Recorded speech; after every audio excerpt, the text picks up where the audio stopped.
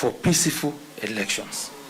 And must emphasize, and by the way, who are we, even when we preach, and because we learn one or two things, we will only be preaching to one particular person.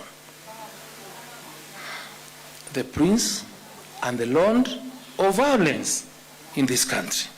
Because this country does not fight because of anything else. The country has been fighting because there is an individual who does not accept election results once they are announced by IMBC. Hakuna kitu ingine. When the Kriegler team was in this country and was in Bunge, I sat in 2007 overnight to amend the constitution to give people power and to share whatever there was that particular time because somebody said no. And the events that followed later, you know, right? Some, even when the High Court nullifies an election, the Supreme Court nullifies an election, and gentleman says again, I will not go for the repeat elections. What do you want us to do? When you've lost an election, somebody now says, now I'm the people's president. You find people, right? Wakifanya nini? Wakinjiapisha. So what do you do? We are at a level whereby people must respect the constitution and the law. And the only guy I will tell that the standards of responsibility for maintaining law and order in this country is President Uhuru Kenyatta. President Uhuru Kenyatta. I debated in AM Live when after the elections, and I'm one of the people that was saying, give Raila Odinga whatever he wants, and then we can have peace in Nairobi because my businesses were closed. So let us give him and then we proceed. Yes, sir. So if I'm by 9,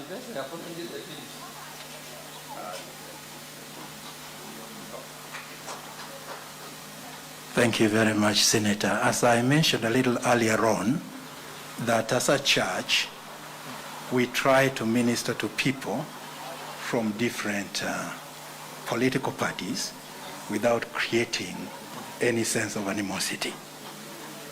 And in a function like this, which is in our church, we try to maintain that attitude, that everything else comes, whether you are UDA, whether you are ODM, whether you are Jubilee, whether you are welcome here.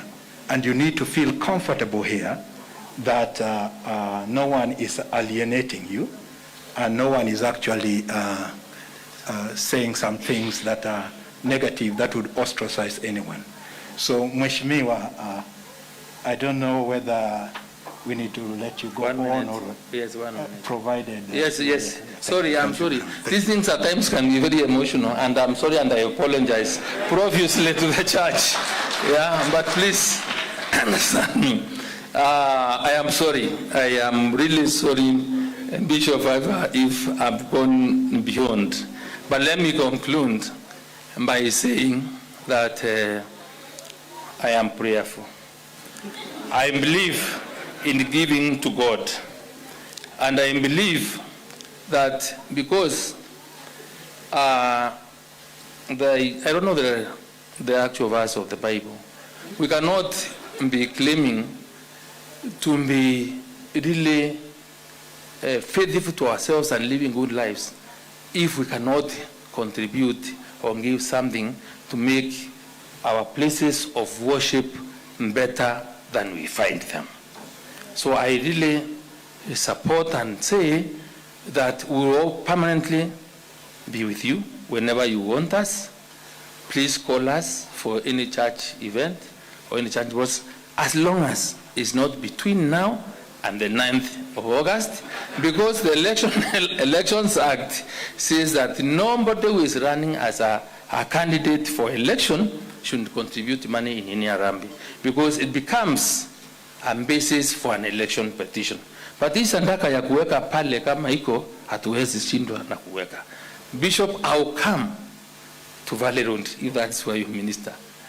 I will come there for prayers, because I have realized that through the sermon today, and if we were to engage, probably I may end up being one of the many people that have always been in the church every day, every time, and not missing any church service. And as other people will be praying for us, then even that percentage of prayer, because I pray, I may not be going to church, but let me tell you, I pray. And finally, our problem as leaders, those that are here that aspire, let us be honest with ourselves as possible. Let us be honest. And people spoke about integrity.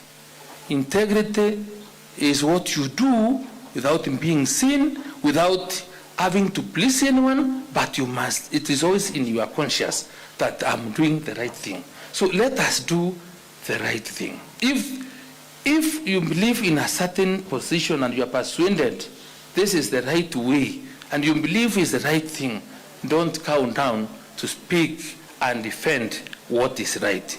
Some of us will say, we always say, whatever is right, the price we have to pay, we will pay it to do the right thing.